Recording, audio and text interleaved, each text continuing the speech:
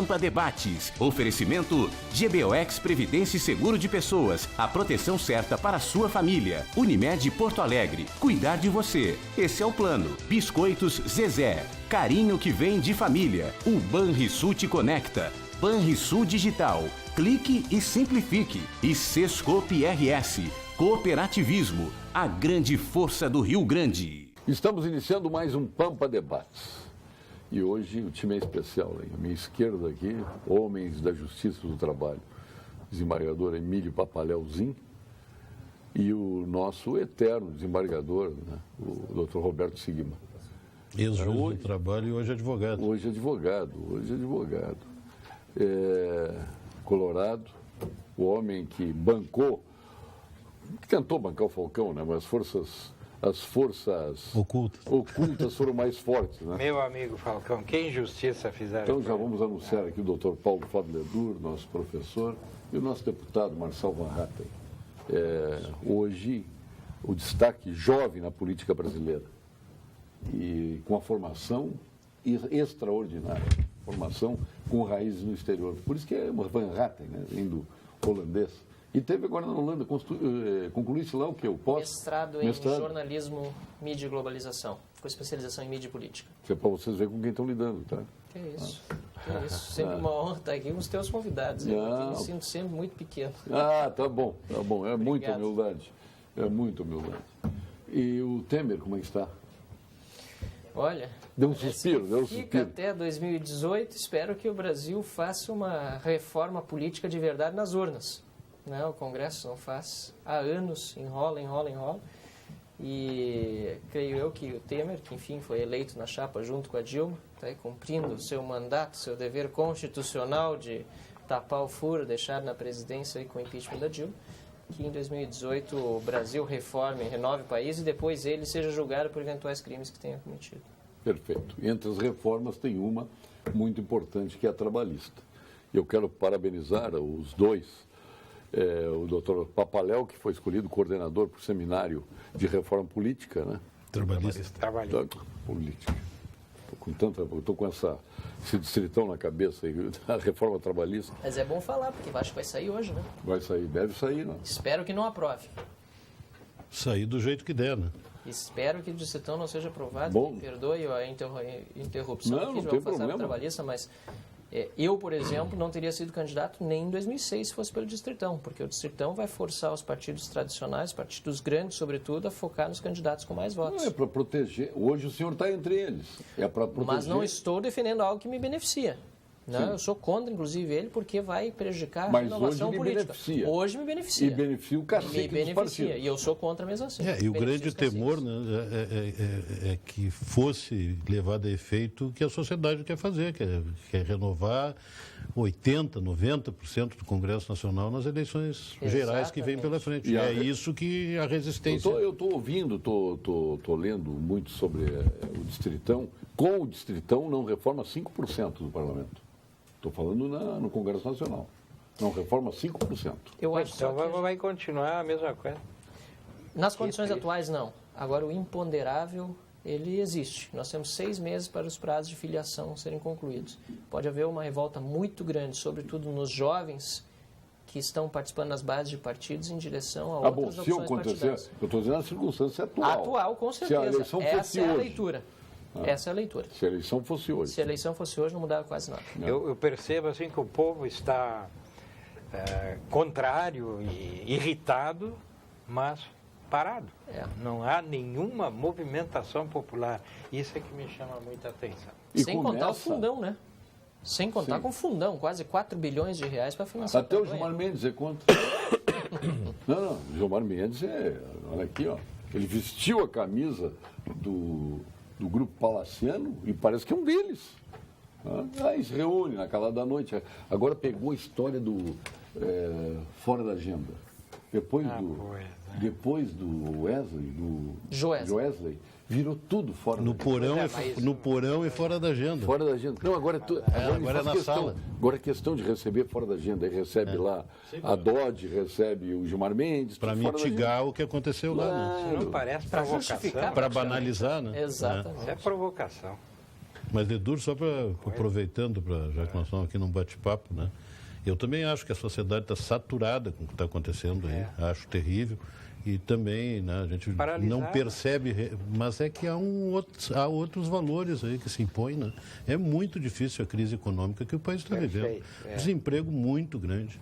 As pessoas lutando para manter postos de trabalho, para poder sobreviver, isso é muito difícil. Sem dúvida. Então, essa preocupação da sobrevivência diária, e não estou falando só de trabalhador, hoje, basta andar em Porto Alegre e ver a quantidade de restaurantes, lojas e coisas que estão fechando. A gente passa ali no Oswaldo Aranha, uma loja do lado, ou é vende ou é aluga. É uma tristeza. A Farrapos é uma. A Farrapos parece Detroit depois da crise americana. No meu segmento, livrarias Mas eu quero fazer, antes de entrar na reforma trabalhista propriamente dita, eu quero fazer um pequeno contraponto que é um contraponto de otimismo. Hoje eu ouvi 3 notícias. A primeira delas que em Porto Alegre será inaugurado um hospital com 200 leitos no ano que vem. A segunda, que uma empresa que me parece que é a Steel, agora não me vem Acho que é, de São Leopoldo. De São Leopoldo, está abrindo uma operação em São Leopoldo. Perfeito. Uma operação técnica, exclusivamente técnica. E a outra informação que é alvissareira é que aquele frigorífico Marfrig, que é de Alegrete, está recontratando 900 funcionários que haviam sido despedidos por conta daquela crise recente da carne fraca. Então, claro, se isto não resolve por inteiro o problema, são notícias alvissareiras, né? Pelo menos... Essa história de leitos hospitalares, nós temos menos leitos, disse o doutor Barata aqui no Rio Grande do Sul hoje, do que tivemos na década de 40. Incrível. Com todo o acréscimo de população que nós tivemos. Tínhamos 2 milhões e pouco de habitantes, com mais leitos do que temos hoje. É incrível isso. Não, o Hospital Petrópolis fechado, Hospital Belém fechado. Reabrindo. Não é Quantos hospitais fecharam aqui? Quantos hospitais fecharam? Em Porto Alegre, o Hospital Petrópolis é um desastre. O Parque Belém é outro desastre. E por aí vai. Mas, Paulo Sérgio, se tu me permite... Mas antes eu quero só para pegar esse assunto, eu queria perguntar para o doutor Ledu, o termo distritão tem alguma coisa a ver com essa reforma? É um distrito grande. Claro, é um distrito total. É um distrito total. O distritão nada mais é que é todo o estado. É um embuste até no nome. Esse excesso de aumentativos, eu sempre desconfio do significado real. Né? Sempre tive essa desconfiança. O gauchão, o Campeonato Gaúcho, quando começaram a falar em gauchão, para mim, diminuíram o Campeonato Gaúcho. Então, em geral, é o efeito contrário. Me lembra se tu falar fora daqui, o cara é um gauchão. Já é pejorativo, né? Quando chama de gauchão, o cara é um grosso. Pejorativo. Poetaço, sabe o que quer dizer poetaço? Na ideia das pessoas, é um grande poeta, poetaço. E não é um mau poeta. Pode olhar no dicionário, poetaço quer dizer mau poeta. Então, são indícios de que os aumentativos vêm para dizer aquilo que eu gostaria que fosse, mas não é. Um deputado grande, como é que chamaríamos? Deputado. Não dá mais. Peguei agora. Agora te peguei. Cada um palavrão. E uma candidata aqui em Porto Alegre. Deputado já é palavrão. Nos dias atuais está difícil até dizer que se é deputado. Imagina o aumentativo. Uma candidata uma vez disse. Um grande deputado. Que ela poderia estar disputando. Ele quase que ele abriu. Não dá para dizer. Que ela estava disputando a governança, quando podia estar disputando a deputança. Que feio, né? Também é duro, né? Também é duro. Eu quero concordar integralmente com o professor em relação ao distritão, porque o distritão nada mais é a utilização da palavra distrital ou do distrito de uma forma a fazer parecer que é o voto distrital. Não é. Porque continua sendo o mesmo distrito eleitoral atual, que é o Rio Grande do Sul. Esse é o distrito.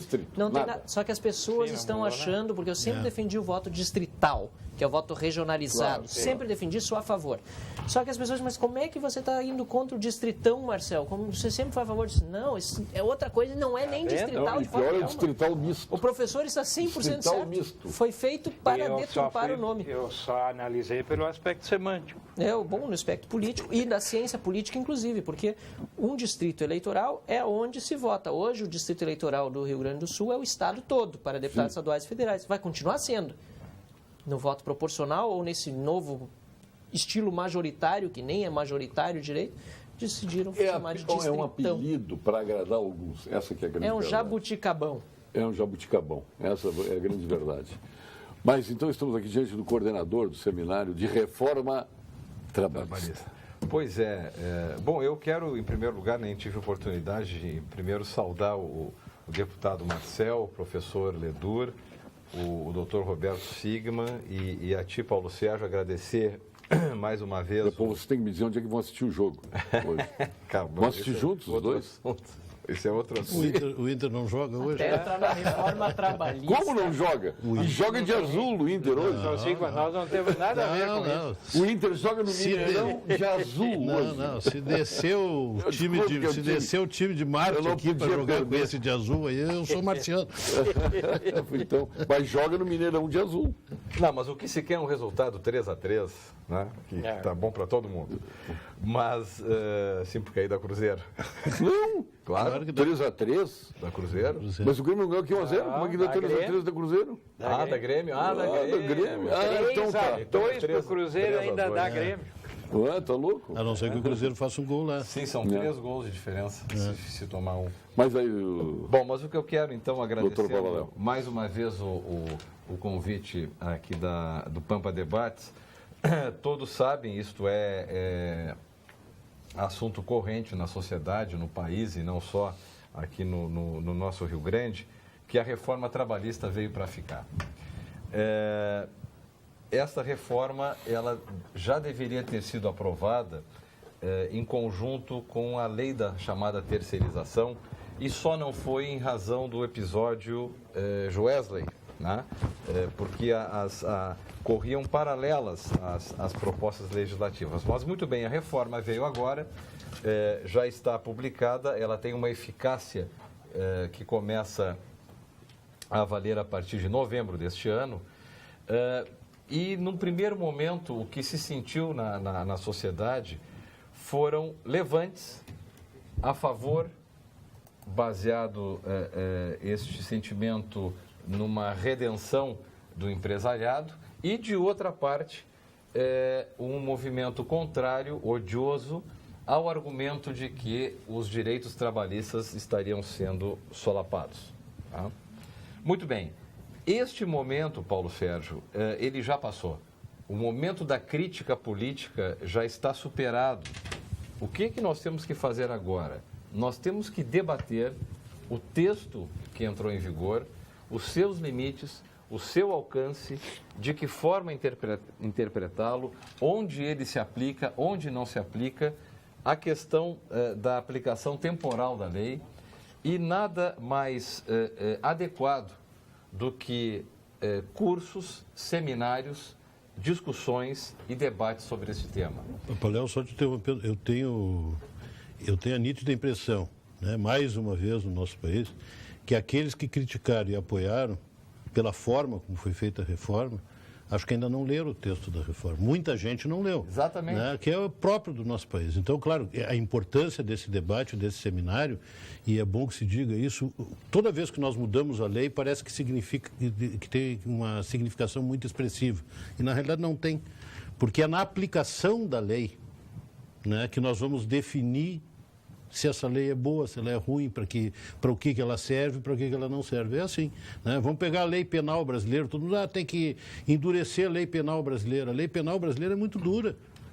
Agora, a interpretação da lei penal brasileira ela é muito eu quero chamar concessiva. Aqui, só continuando o parênteses dele, uma vez o Jobim me disse numa entrevista, o Nelson Jobim, que passou pelos 3 poderes, eles querem aprovar uma lei no Congresso Nacional, adjetiva ao máximo essa lei.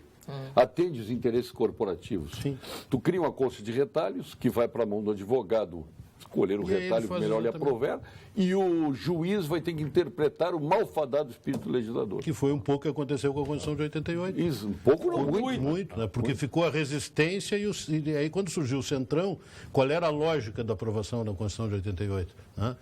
Prova do jeito que está, porque o texto serve tanto para um lado como para o outro. Né? Depois nós vamos definir como é que fica. Esse é o conceito da burrice da unanimidade do Nelson Rodrigues. Toda unanimidade busca-se é a unanimidade. E aí o resultado é o que você vê. Mas o que eu quero, então, concluir em relação a esse seminário, ele acontece no dia 1º de setembro, no Auditório Platinum, que fica na Avenida Carlos Gomes, número aqui em Porto 700, Alegre? aqui em Porto Alegre. Ele é produzido pela empresa FS Cursos e Eventos. As inscrições deverão ser feitas pelo site www.fscursoseeventos, tudo junto, .com.br, repetindo, www.fscursoseeventos.com.br.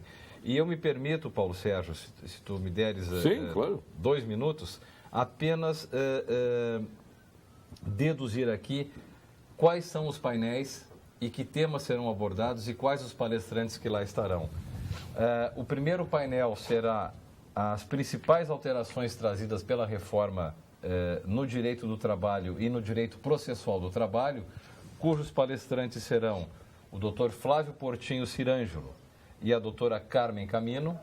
Em seguida, este painel é mediado pelo Dr. Roberto Bech.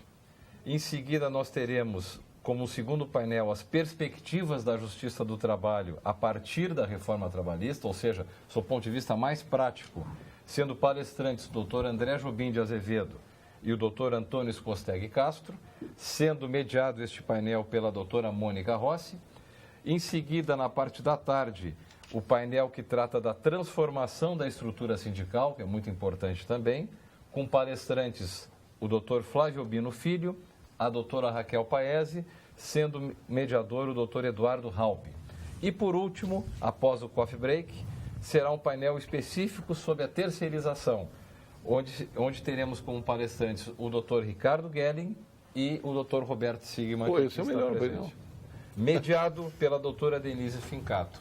Então vejam os senhores que o evento é rico na abordagem que faz, e também aqui não se está a defender um lado ou se está a defender outro, como disse. Aqui o interesse é o debate, é oportunizar aos profissionais do direito, empresários e líderes sindicais, um amplo debate sobre esse tema de extrema relevância. E este é, Paulo Sérgio, a meu juízo, o momento atual. Passou o momento do ódio, passou o momento do amor desmedido em relação à reforma trabalhista, agora nós vamos ter que ver como vamos fazer. Vamos cair na real agora. Vamos cair na real. Então, estão todos convidados para, eu não sei se a possibilidade de dar um close. Claro. A Câmara da Pampa aqui é... não, olha aí. Este é o primeiro seminário, então, de Direito do Trabalho. Já teve outros no Brasil? Ou é o primeiro no Brasil? Com a produção da FS Cursos e Eventos. Eu acho que deve ser o primeiro. Primeiro no Brasil? Seminário, acho que é o primeiro, pelo que eu tenho acompanhado. Eu já revisei 2 livros sobre esse tema, nas últimas 2 semanas. Agora, depois da reforma? Escrito já, em cima da reforma. Um é bem objetivo, uma espécie de vademecum prático. Diz assim, como era, como ficou. Sim. Os diversos aspectos do direito do trabalho. O outro não, o outro é de um embasamento filosófico profundo que começa lá no direito alemão e vai desenvolvendo teoricamente. Esse como vai ficar, ninguém sabe como é que vai ficar. Pois é, a prática é que vai mostrar isso. Eu aprendi aqui agora. E a parte processual mudou muito. Já se admite a jurisprudência na Justiça do Trabalho? Não? Sim. Justiça do Trabalho. Súmula vinculante, não? A súmula vinculante, não. Não, ainda não. Os senhores não acham que seria um avanço? Tem unificação da jurisprudência através... de jurisprudência. Agora, Paulo... Mas não seria um avanço? O juiz não gosta, nenhum juiz gosta de súmula vinculante. Eu sempre levantei como professor uma discussão que é a seguinte: eu não sou contra a súmula vinculante. Eu coloco em dúvida, né, é a forma de unificar a jurisprudência.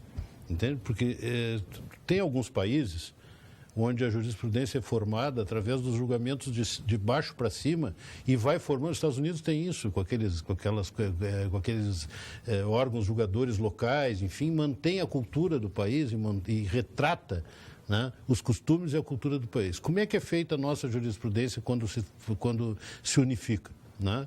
Reúne o TST, reúne o Supremo, né? E sem ninguém saber por que cargas dá, unificou a jurisprudência. Então passa a ser mais um órgão legislativo. Sim.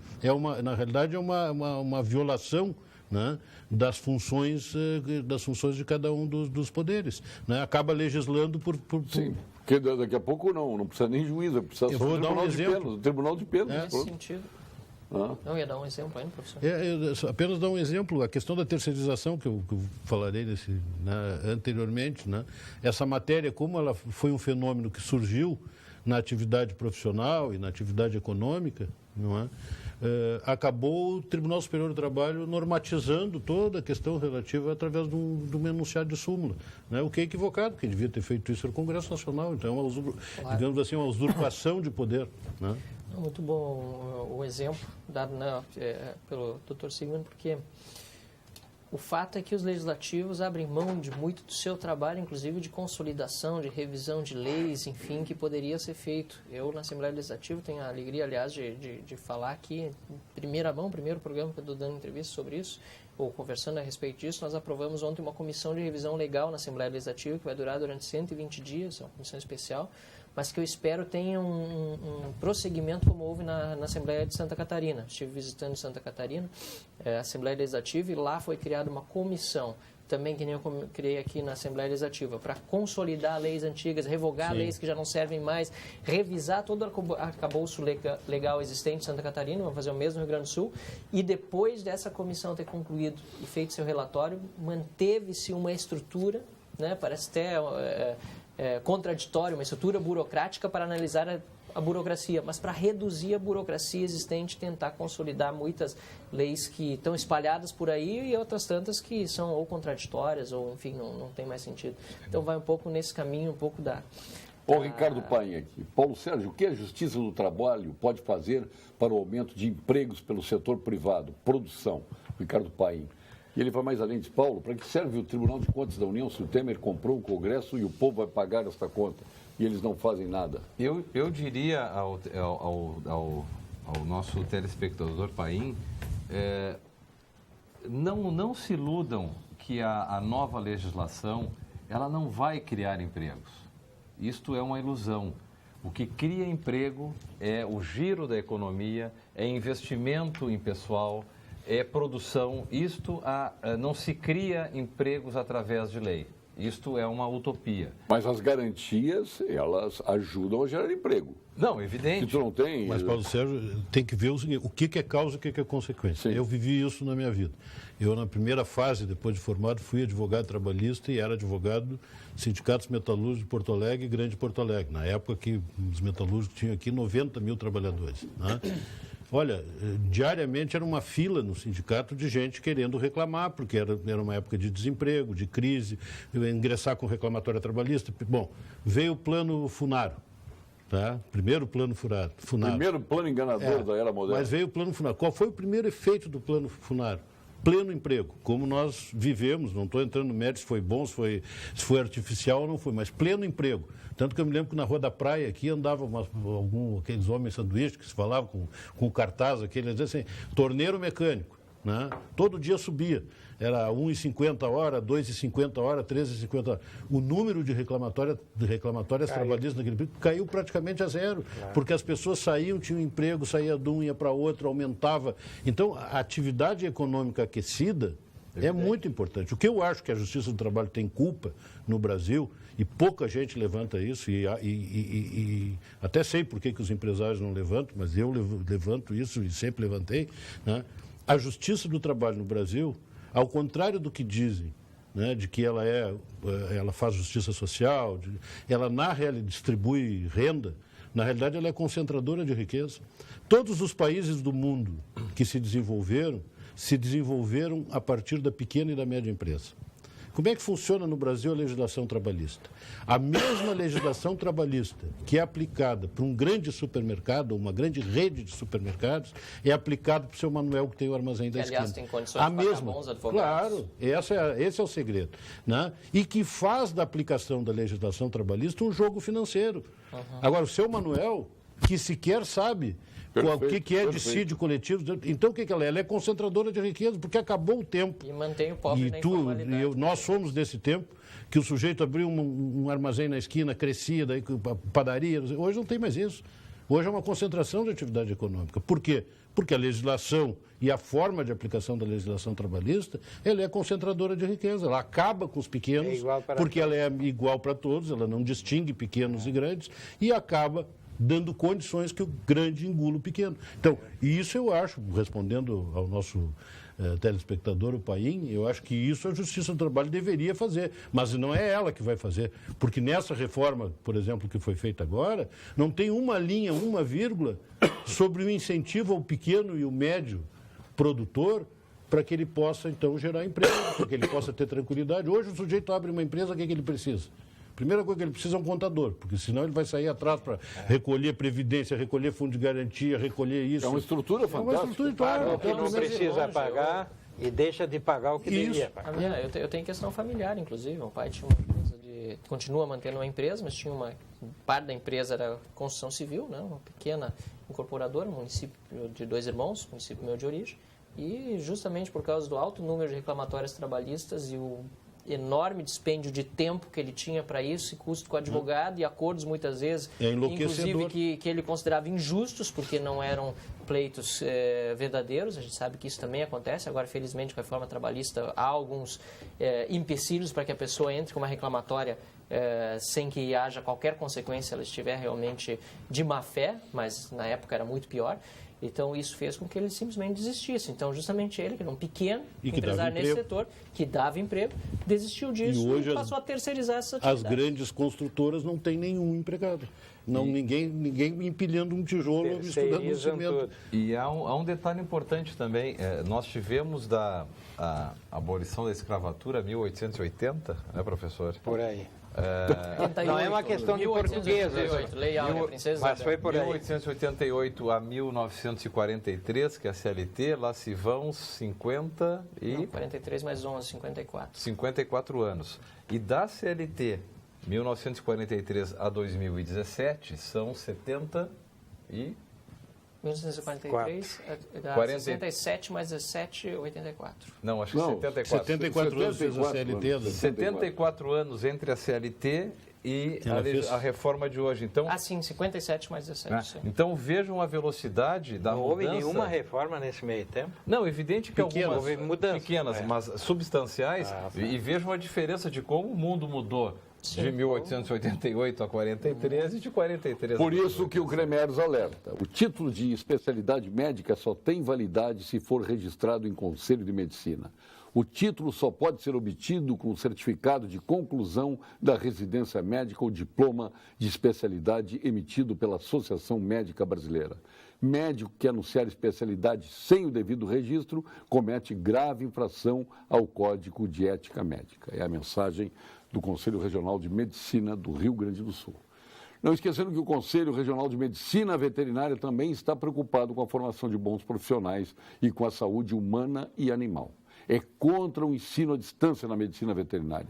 Não podemos permitir que um curso que trata de vidas seja ensinado de forma digital. A vida não é virtual, portanto, o ensino desta profissão não pode ser 100% à distância. Conselho Regional de Medicina Veterinária do Rio Grande do Sul, responsabilidade e cuidado com a vida. A Unicred está aí acompanhando seus cooperados em todos os lugares. Você encontra a sua instituição financeira cooperativa, inclusive no mundo digital. Se você precisa acessar sua conta, a Unicred tem as unidades de negócios, o site e o app. Se você gosta de estar bem informado, siga o @UnicredRS no Face, no Twitter ou mesmo no Instagram. Para ficar por dentro das novidades, siga as redes sociais da Unicred. Unicred, mais valor para você. E vamos agora à mensagem do nosso Conselho Regional de Engenharia e Agronomia do Rio Grande do Sul. Valorização e defesa da área tecnológica. CREA-RS em Foco. A gestão 2015-2017 do Conselho Regional de Engenharia e Agronomia do Rio Grande do Sul, o nosso CREA-RS, tem como objetivo principal a valorização e defesa da área tecnológica. da área tecnológica, é claro. Nossa atuação visa melhorar as condições de trabalho e de fiscalização do exercício profissional. O CREA do Rio Grande do Sul participará ativamente no debate de temas que envolvem a área tecnológica e a infraestrutura do Estado e da sociedade. São os profissionais registrados no Conselho que possuem a expertise e o conhecimento técnico necessário para encontrar as melhores soluções, compatibilizando investimento e qualidade. CREA do Rio Grande do Sul, valorização e defesa da área tecnológica. Agora vamos ao quadro de saúde, aqui no Pampa Debates, com a doutora Lídia Longinotti, que é da equipe do Dr. Gilberto Schwartzmann, nosso PhD em Oncologia, titular do Clínicas de Ernesto Dornelles, sócio fundador do Instituto Oncológico Kaplan, mais jovem membro da Academia Brasileira de Medicina e presidente da Academia Sul-Rio Grandense de Medicina. Fale, doutora Lídia. Boa noite, eu sou a doutora Lídia Longinotti, oncologista do Instituto de Oncologia Kaplan, e hoje vou falar sobre tratamento para câncer de pulmão avançado. Pacientes com câncer de pulmão, com doença avançada, que já se espalhou, foi por outros órgãos, o que chamamos de metástase, temos muitos tratamentos para o controle do câncer e para ajudar que os pacientes vivam mais tempo e com mais qualidade de vida. Uma das grandes dificuldades que temos hoje é a percepção que as pessoas ainda têm que a quimioterapia no câncer de pulmão não é benéfica, o que não é correto. Ela ajuda a viver mais tempo com melhor qualidade de vida. Quimioterapias modernas, junto com tratamentos-alvo e imunoterapia, ajudam os pacientes a viver alguns anos, dependendo do subtipo molecular que eles tenham. Por isso, é importante fazer o diagnóstico, descobrir que é câncer de pulmão, determinar qual é o subtipo, quais as alterações moleculares e individualizar e personalizar o tratamento. Boa noite. Obrigado, doutora Lídia. Perfeito, as colocações. Tudo está sendo conduzido há 2 anos para não atacar e resolver os problemas da área pública. Ataca a privada. Se tocar no assunto, entra em campo com tratores e corporações públicas, defendendo a manutenção do que já está falido. Se não atacar os 4 poderes na cúpula dos salários, nada mudará no Brasil. Concorda com isso, deputado? Eu concordo que há que se tocar nesse assunto, sim. E acho muito tímida a reforma da Previdência nesse sentido, por não ter abordado melhor este assunto, sobretudo a questão do teto constitucional, que no Brasil virou piso, né? O teto virou piso, a partir dali que muita gente recebe seu salário. Eu não tenho nenhum problema de falar sobre isso, sobretudo porque eu, como deputado estadual, na época que foi aprovado aquele aumento, o reajuste de salário, eu abri mão, inclusive, da parcela do reajuste, todo mês devolvo o valor. Agora, o problema é que nós temos uma discussão no Brasil em que ninguém quer abrir mão de nada, né? Eu abri mão não porque isso vai resolver o problema do Estado, é um simbolismo, é algo que nós sabemos que a crise, o déficit é muito grande. O problema mesmo é que dificilmente quem está no setor público realmente enxerga o peso que é para a iniciativa privada manter a máquina toda. E isso precisa mudar. O telespectador tem muita razão em dizer que as corporações, elas oprimem mesmo o setor privado nesse sentido. E a gente pode ver isso com gráficos muito claros, né? A evolução dos salários do setor público nos últimos 15 anos no Brasil foi 15% a 20% maior do que a evolução do setor privado, que muitas vezes, inclusive, diminuiu. Maravilha. Cumprimentos ao doutor Emílio Papaleuzinho. Trabalhei com o pai dele, doutor Olinto, Ana Paula de Azevedo Galvão. Um abraço, Ana Paula. Olha aí, estão me achando. Muito obrigado. Aqui no programa. Boa noite.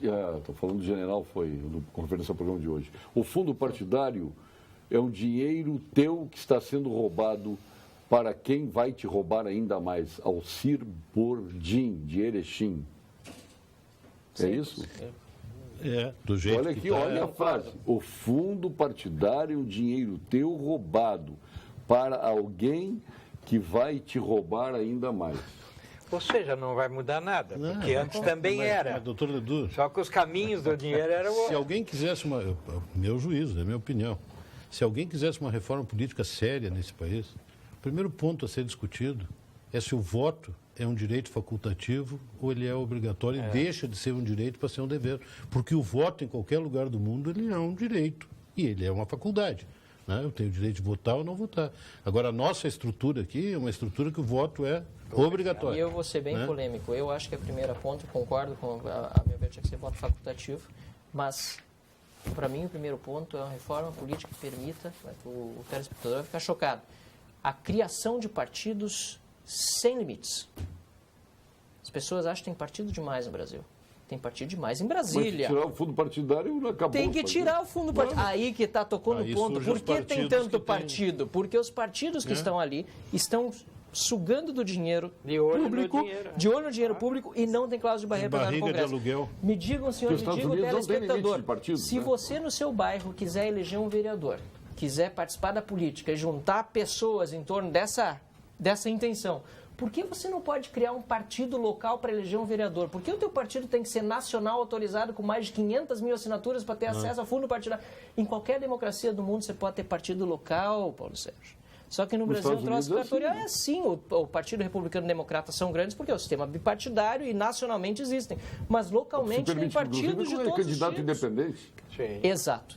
Então, a primeira coisa que nós deveríamos deixar é porque o que acontece com o cidadão aí no seu bairro, quer participar da política, o que ele tem que fazer? Primeira coisa, escolher uma das porcarias de partidos existentes a que se filiar. E aí já se sente manchando a biografia. Pô, mas se eu vou entrar nesse partido, e digo do meu, do PP, que tem líderes extremamente corruptos, uma máfia governando o PP em Brasília, e não passa a mão na cabeça de ninguém, muito menos já no meu partido. Eu digo para se filiar no PP, a pessoa diz, mas os caras lá de cima, como é que eu vou me filiar? Fica ruim. Eu não tenho que dar razão? Mas, deputado Marcel, eu não lhe conheci, estou tendo o prazer de lhe conhecer e gostando muito do seu discurso. E assim como tem políticos, maus políticos, maus advogados, maus jornalistas, maus juízes. Mal tudo.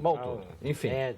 Mas como é que nós podemos restabelecer a confiabilidade na classe política, e aqui vai uma crítica por tudo isso que se vê, Sim. se o presidente da Câmara dos Deputados viaja em 3 meses, 50 vezes em jatos oficiais de Brasília ao Rio de Janeiro. A Angela Merkel pega voo de carreira. Mas é absurdo. Então, quer dizer, E faz compra no qual é a supermercado. confiabilidade que tem isso? Vai de bicicleta para o parlamento. Mas é renovar a política, colocar gente nova e as pessoas que estão lá darem um exemplo a partir. Eu vim de Uber para cá. Eu acho que tem que ser por aí. Tem o meu carro, não tem carro oficial de deputado, entendeu? E não que na Assembleia não tenha, só a mesa que tem o presidente e tal, mas tem que dar exemplo no dia a dia, nas pequenas coisas. Né? E, mas a crise moral no nosso país, eu estava escutando, agora estava escutando a questão dos assessores no Senado. Tem senador que tem 95 assessores, 4 motoristas. Não tem né? como. E aí, assim, sabe qual é o subsídio dele? R$33 mil, que é o teto do Supremo. Só que não é os 33 mil. Claro que não. E aí tem mais 100 mil por mês de verba de gabinete, mais 180 mil de pagamento de segurança privada, porque ele tem direito, o presidente da República tem direito à segurança complementar, não só da Polícia Federal. É assim. Mas voltando, quero também trazer um pouquinho a brasa para o meu assado. Né? Agora, recentemente abriram... Né, as folhas de pagamento de um tribunal, né, de justiça de um estado do Nordeste, né, os vencimentos ordinários, pagos todos os meses, é na casa de R$80 mil. Rio de Janeiro é isso. Por quê? Porque virou uma piada. Não dá, doutor. Não dá. O piso nacional, que no Poder Judiciário Federal, funciona. Né? Eu não conheço nenhum juiz federal, e o contra-cheque dos juízes federais, ele está pela lei da transparência, ele está no site do TRT4, quanto o doutor Emílio ganha, quanto eu ganho, e ele está dentro do piso. Agora, na autonomia dos tribunais de justiça dos estados, né, entra como subsídio e auxílio para tudo. Né? E aí vai somando, eles tinham uma diferença... Taxado, né?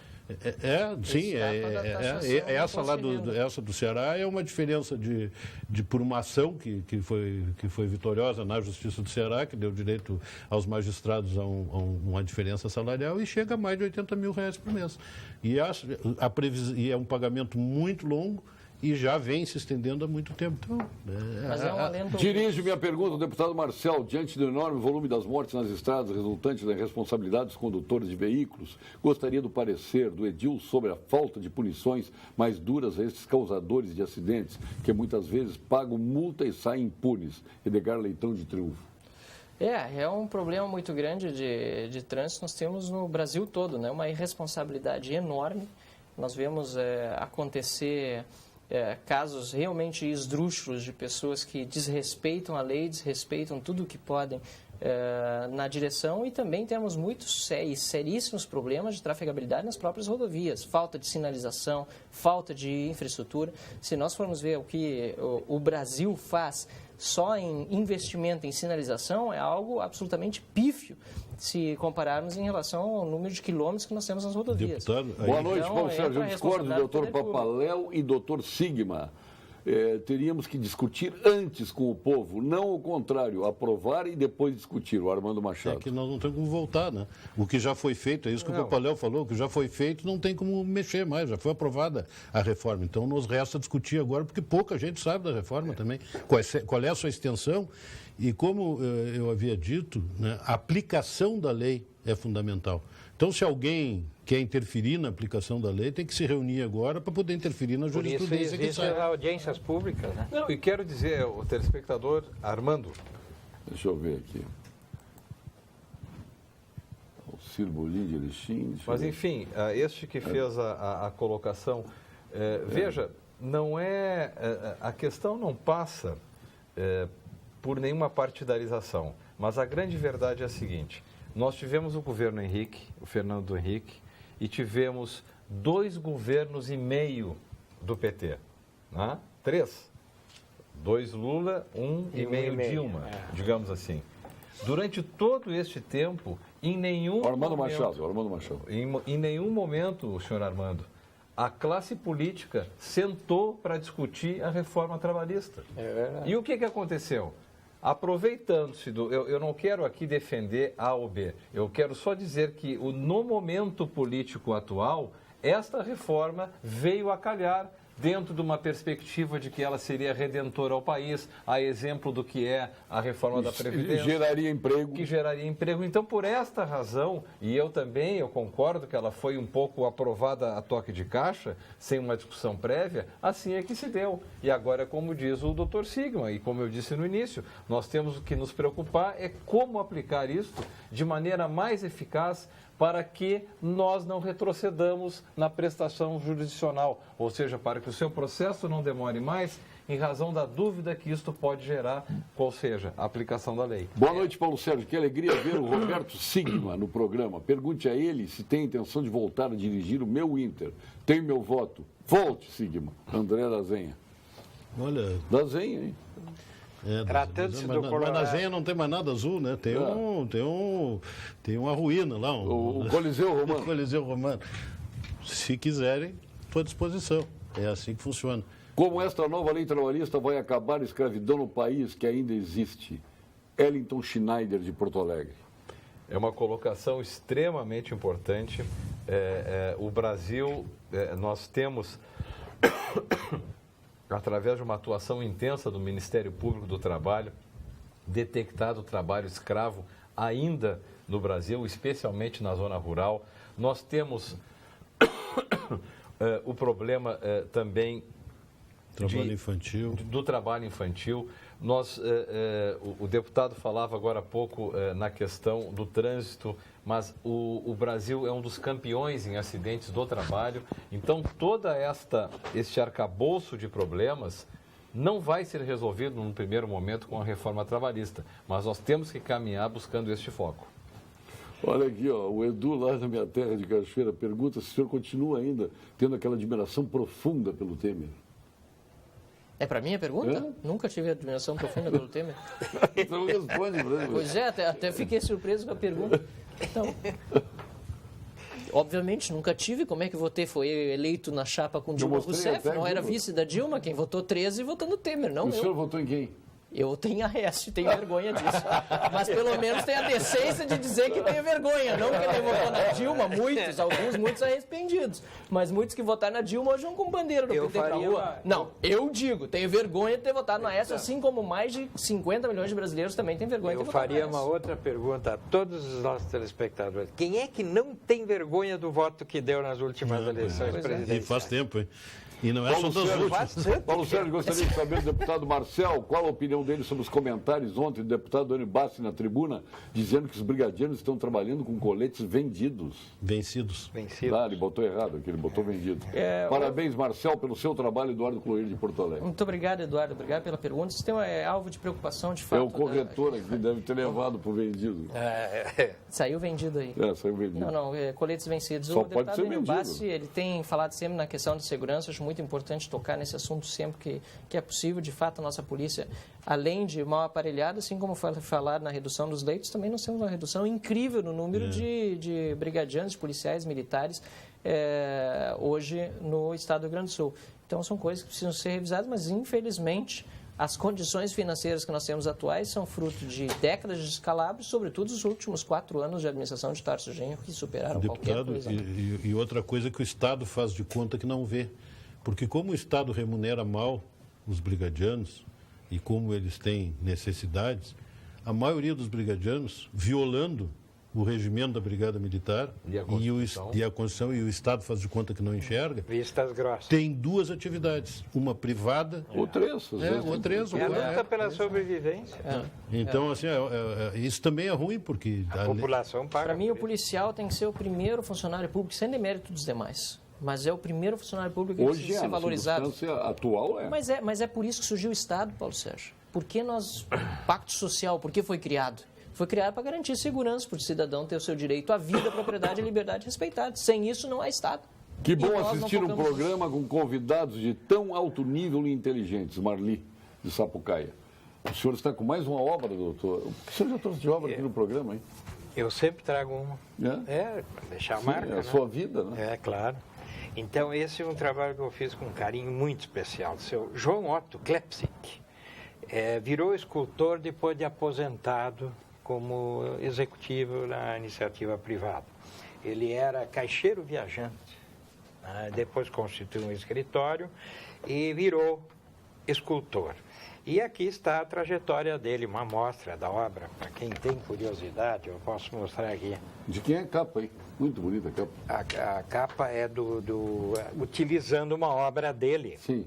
É do Leandro Paul, não é Leandro Paulsen, é um juiz da Justiça Federal, não é Paulsen, é Leandro. Está aqui. Leandro, puxa, não acho. Também não deu. Não vem ao caso, tá. Leandro Bultz. Foi muito feliz em escolher a obra. Então, é um trabalho que está sendo lançado no Marcos, sábado, às 11 horas da manhã, neste sábado, dia 26. É cabeças. Toda a escultura dele é em torno de cabeças, ele trabalha cabeças. O relicário do pensamento. Então, a importância que a cabeça tem para o ser humano. Eu queria ver a escultura dele da cabeça do Henrique Meirelles. É a cabeça dele. Por que dele? Só dele. Eu queria entender uma cabeça rentista como a dele. Os bancos cobrando. Qualquer um de nós que cobrasse 100% de juros ao ano estaria preso por agiotagem. Agora, o que tal cobrar 400% ao ano? Pois é, e um cheque especial. Doutores, a Constituição prevê juro máximo de 12%. Só que prevê uma lei complementar mas chegou na aí chega na aplicação da lei. Quantas vezes o Supremo diz que é auto-aplicável, que não precisa de lei complementar nesse assunto? Não há lei complementar. Está provado que a justiça é cega. Não, a justiça... Não enxerga isso. Não, nós vamos combinar uma coisa. A justiça ela faz parte da superestrutura do poder. Sim. A justiça vai trilhar também os caminhos que o poder trilhar. Né? A justiça de Cuba é uma coisa, a justiça dos Estados Unidos é outra coisa, a justiça da Alemanha é outra coisa, a justiça da Venezuela é outra. Então, mas a justiça não existe em Cuba. Mas o que eu quero te dizer é mas não existe em lugar nenhum do mundo. A justiça inglesa da União Europeia, ou seja lá o que for, ela se dá em cima do contexto que ela foi criada. Né? E a justiça surgiu para quê? Para fazer a vontade dos príncipes. É assim que ela surge. Então, essa ideia de uma instituição cega, acima do bem e do mal, acima das vontades, acima dos interesses... Não, eu falo de cega porque ela não enxerga o que acontece no juro bancário. Está aí o colega do doutor Emílio, o ministro Gilmar Mendes, para dizer que eu tenho razão. É amigo dele? Não, é colega. É juiz. Não, porque o amigo dele é o Lênio Streck aqui. O Lênio Streck tem livros editados por eles. Esse é meu fã de carteirinha do Gilmar Mendes. Não, o Lênio lá. Não fala no Gilmar Mendes aqui no programa, porque ele enlouquece. Foi bom ser alertado. Quem o senhor acha do Gilmar Mendes, deputado? Olha, sobretudo depois daquela votação que o Brasil todo acompanhou, o TSE, da cassação da chapa Dilma Temer, foi assim, acho que ali ele colocou o último prego no caixão da moralidade que Mas ali teve mais gente, né? O TSE também integrado por algumas figuras ali que envergonha. Muito feio, muito feio. Que envergonha o país. Aqui foi uma vergonha, mas e não foi só pela qualidade do voto ou qualquer coisa, foi pelos bastidores mesmo, pela coisa toda escancarada. E o Carlos Benjamin foi perfeito na relatoria dele. Perfeito na relatoria dele. Foi muito triste aquele episódio, muito triste. Mas se importasse o direito, seria o voto preponderante, né? Exato. O voto, mas os interesses estão acima disso. É claro. A coisa chegou num ponto... E todo mundo já sabia qual era o resultado, né? Sim. A coisa chegou num ponto, Paulo Sérgio, que o grande problema, e o deputado Marcel deve passar por isso, é que por atos cometidos por alguns membros da classe, né, a qual pertencemos, às vezes nós somos colocados no mesmo saco. Mas sabe por que isso? Agora, eu já chego numa fase que quando me perguntam assim, o que tu faz? Eu digo, olha, eu mexo com direito. Mas sabe por que isso? Sim. A democracia americana se estruturou de uma forma que quando a gente diz assim, ó, o senador tal foi pego bêbado com amante de noite e capotou o carro. O que acontece? Caçado. Ninguém ataca a instituição Senado da República. Exatamente. Congresso Nacional. É claro. A carreira dele acabou. Aconteceu com o Ted Kennedy. Se queimou Não, e depois, aconteceu com o Bill Clinton. Separaram o episódio Mônica Lewinsky Claro. da instituição Agora, Casa Branca do esse governo. é craque, né? Agora, o que acontece aqui? Escapou lá, imagina no Brasil o que O faria. que acontece aqui? Os deputados, os juízes, Por isso os ele seria governantes, caçado no Brasil. o poder público, os integrantes do poder público fazem.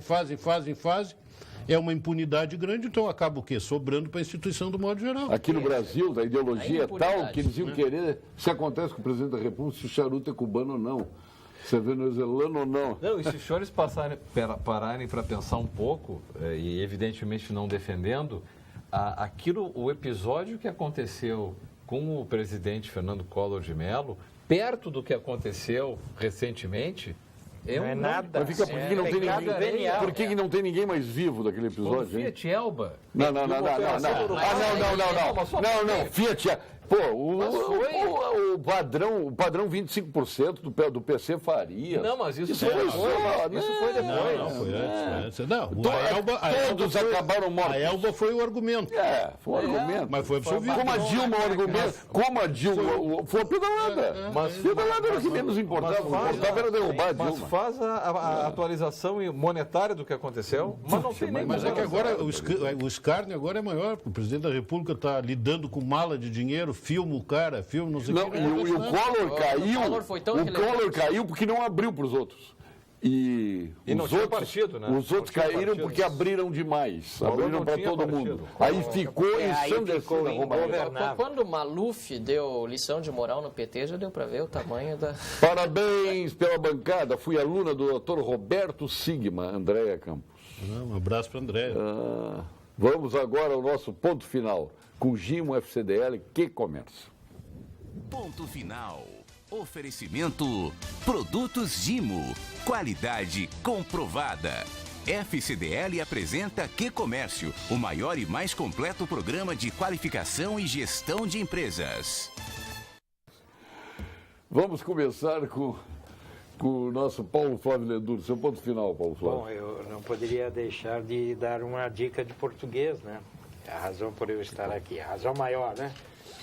Pergunta de hoje. Qual é o certo? Ele disse a seu irmão ou disse ao seu irmão? Ou seja, com o pronome possessivo, eu uso ou não uso o artigo? Pois isso é opcional. Tanto é verdade que eu posso Ele disse ao seu irmão ou a seu irmão. Ao ou a. Ou seja, com ou sem o artigo, o pronome possessivo pode assumir também a condição de artigo. Ou seja, ele define. Tem aquela música, ele disse-me assim, tá certo? Ele disse, não, a rigor teria que ser, ele me disse reto, assim, sim, mas é liberdade poética, é liberdade poética. Poética, Que tem limites, não é libertinagem poética, às vezes a gente vê libertinagem, não é. Agora, por exemplo, quem define? O Chico Buarque de Holanda foi crucificado, fez uma música dizendo que o marido largou a mulher e os filhos para ficar com a amante. Mas foi um estado, foi chamado de machista. É que isso nunca aconteceu. Isso é liberdade poética. É uma novidade. Isso é liberdade poética. Não, isso não é liberdade, isso é liberdade de pensamento. O poeta, no caso o Chico, que além de música é poeta. É verdade. O Chico, ele registrou um fato que costuma acontecer, nada mais do que isso. Ele não se declarou a favor nem contra isso. Então, pelo amor de Deus, isso ela é muito mais do que liberdade poética. Ela disse-me assim, então, Zezé, para o senhor. Muito obrigado. Milhãozinhos para hoje Aprecio assistir muito. o jogo do Grêmio contra o Inter de Azul, que é o Cruzeiro, e tomar o seu uísque 21 Eu não anos. tenho nada contra o Grêmio, mas tudo a favor do Inter. Eu, doutor Chico. Deputado obrigado. Marcelo Van Hatten. Muito obrigado mais uma vez pelo convite. Estou muito feliz de estar numa mesa tão Tem que vir qualificada. mais, Como né, sempre, tenho que doutor? vir mais. Estava em dívida, reconheço. E estou aqui pagando parte dela. Obrigado pelo convite mais uma vez, Paulo Sérgio. E meu ponto final vai em relação à reforma política. Independentemente do que sair no Congresso, espero que não aprovem o Distritão hoje. Acredito que não vai ter voto que chegue. Mas pode acontecer, mas independentemente disso, acho que a grande reforma política que o Brasil está fazendo, ela vem fatiada, vem em duas partes, né? Já que o fatiamento virou uma palavra da moda, né? A primeira parte a Lava Jato está fazendo, botando muito bandido corrupto, empresário corrupto na cadeia. A segunda parte vai fazer o eleitor. Então, 2018, independentemente de distritão ou de qualquer outro sistema político, tenho certeza que o eleitor vai ajudar a fazer uma reforma política que o Brasil precisa. Olha, que tem tanta pergunta para o senhor aqui. Tem uma sobre o Marquesan aí, da privatização do DEMAI. Que não dá tempo, né?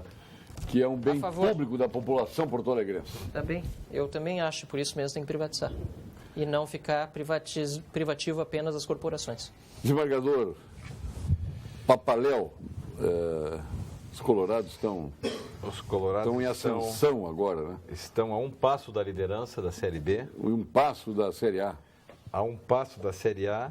E é um passo também de ver o co-irmão este ano, mais uma vez, não ganhar nenhum título. Isso é importante. Opa! Nenhum título. Quem é o X9 do Grêmio, você sabe? São bem informados. X9? É. O Renato disse que tem um X9 no Grêmio que leva as informações. Eu nem sabia que o Grêmio estava com problema de vestiário. Não sei também. Não sabe? O problema vai ser dentro A saída do Espinosa, de alguma forma, ela revela um problema de vestiário. Né? Porque ele era uma figura importante no vestiário. A forma como ele saiu. Mas, enfim, o meu ponto final é, mais uma vez, agradecer, Paulo Sérgio, no convite do Pampa Debates. Agradecer, em segundo lugar, a companhia de tão ilustres debatedores que qualificaram a esse nosso encontro de hoje. E, uma vez mais, exortar a sociedade em geral para um convite a uma reflexão necessária para um assunto tão controvertido, tão complexo e que merece de todos nós um estudo e uma análise profunda. Seminário de Direito do Trabalho sobre a reforma trabalhista, 1º de setembro. Compareça, telespectador, valerá a pena. Doutor Roberto Sigma. Falar sobre a reforma trabalhista também, lamentar que ela não tenha sido feita, como falou o nosso telespectador, com uma discussão prévia, né? Mas as coisas não são feitas assim. O deputado sabe como é que, com raríssimas exceções, e o deputado deve ser uma delas, né? Os pacotes são entregues nas casas legislativas e há pouco questionamento, pouca participação, e isso está num projeto de poder muito maior e aí é aprovado da forma que der, e foi assim que aconteceu com a reforma trabalhista. Mas é um momento agora, nós que somos profissionais do direito, né, principalmente do direito do trabalho, aqueles que estudam direito do trabalho, de comparecer nesse seminário para a gente, primeiro, conhecer a reforma, porque tem muita gente falando da reforma e não conhece a reforma.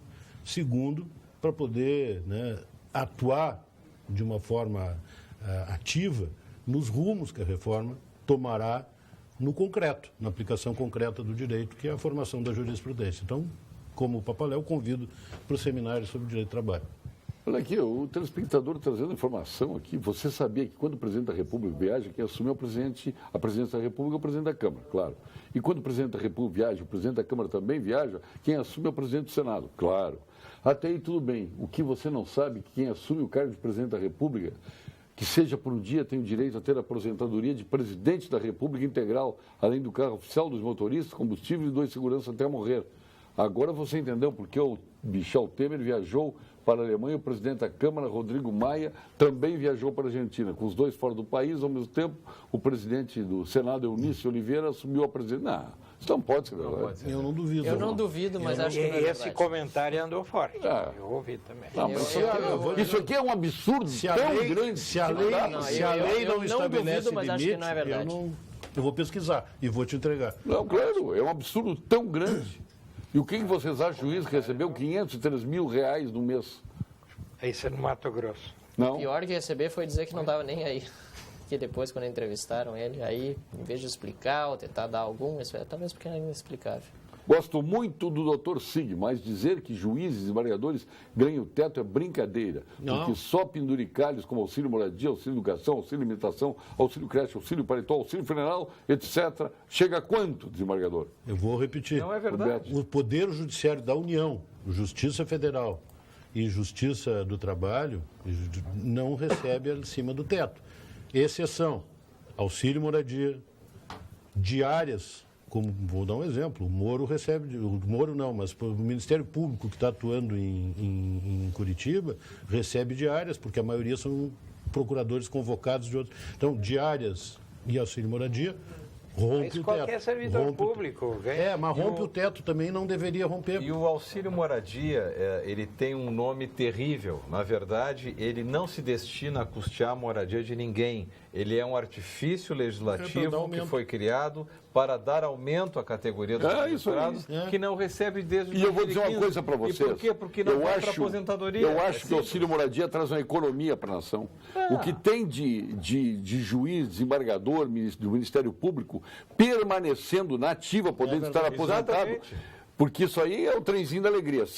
Outro dia eu vi quando saiu o Dianara Baroni Borges, saiu chorando aos 70 anos e não pegou a lei da bengala, saiu do TJ, nós vamos ver quantos tinham atrás dele. Tinha o que assumiu e mais um grupo de desembargadores aposentados e pensionistas. Mas cada reforma da Previdência dessas que ameaçam, isso causa um rombo nas contas públicas. Por quê? Porque todo mundo que está prestes a se aposentar e que teria como ficar muito tempo ainda, e porque tem experiência, no medo da reforma vai embora. Aí o que é? Tem que pagar um parado e pagar outro que ingressa no setor, que é isso. Professor Ledur, não aguento mais o tal de no entorno. Socorro, professor. Temos uma variedade de sinônimos excelentes, como nos arredores, nas cercanias, em torno, em volta, e querem empurrar este horror. Socorro, Ledur. Carlos Chagas. Quando tudo aquilo que é insistentemente repetido se torna enfadonho. Não há erro em dizer isso. Agora, em repetir constantemente é muito desagradável. Os dois já estavam achando que não iam levar, os dois mas vão levar sim. Está aqui. Hoje nós vamos assistir o jogo do Grêmio. A Vera Armando também vai. A Vera Armando veste a camisa, vai vestir a camisa do Cruzeiro e vai assistir. Vai vestir a camisa. Vai vestir, ela deu sorte quando ela sumiu, depois que ela sumiu de musa do Internacional. É musa? O que é? Consuleza não existe, é cônsul do Inter. Consuleza é mulher do cônsul. Aí assumiu como cônsul do Inter, o Inter decolou e está aí, né? Graças a Vera Armando. Fico elogiando aí o Guardiola. Não, é a Vera Armando que me Isso que o Paulo Sérgio se declara imparcial. Pergunta qual é o clube dele. Botafogo e Santos. Deu para ver que é. Botafogo e Santos, só Botafoguense e Santista. Tá bom. Eu só tenho um clube. Hein? Eu só tenho um clube. Para que dois? O senhor tem um? Se eu tenho ou o senhor torce para um clube? Eu torço por um clube. O clube é seu? Claro, se eu sou Ele é sócio. Deputado Marcelo Neto, obrigado pela sua presença. Obrigado, Volto sempre, hein? Obrigado, nós precisamos dos polêmicos como vocês aqui. Professor Paulo Fábio Ledur. Sempre uma alegria, Paulo. Obrigado, doutor Emílio Paparelzinho. Zinho de Cachoeira, né? Eu que agradeço. Não? Caldeirão, Zinho primeiro, João Carlos Bires em segundo. É um N. Hein? É um N só. Ah, tá em Cachoeira? Lá em Cachoeira, 2. Ah, 2 N's, lá sempre é diferente de Cachoeira. Comunidade alemã é assim. Agora gostasse. Obrigado, doutor Robertinho. Aí nós retornaremos amanhã com mais um Pampa Debates. Vem aí o Jornal da Pampa, na região de Porto Alegre, sul do estado. A apresentação é da Vera Armando, viu o seu Godoy traz notícias locais da TV Pampa Centro e o Álvaro da Mini, da TV Pampa Norte. Obrigado, boa noite.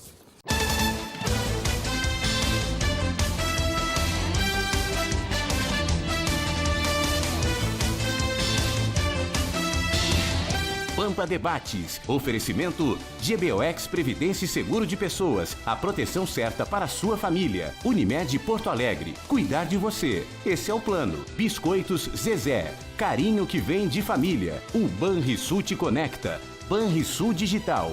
Clique e simplifique. E Sescope RS. Cooperativismo. A grande força do Rio Grande.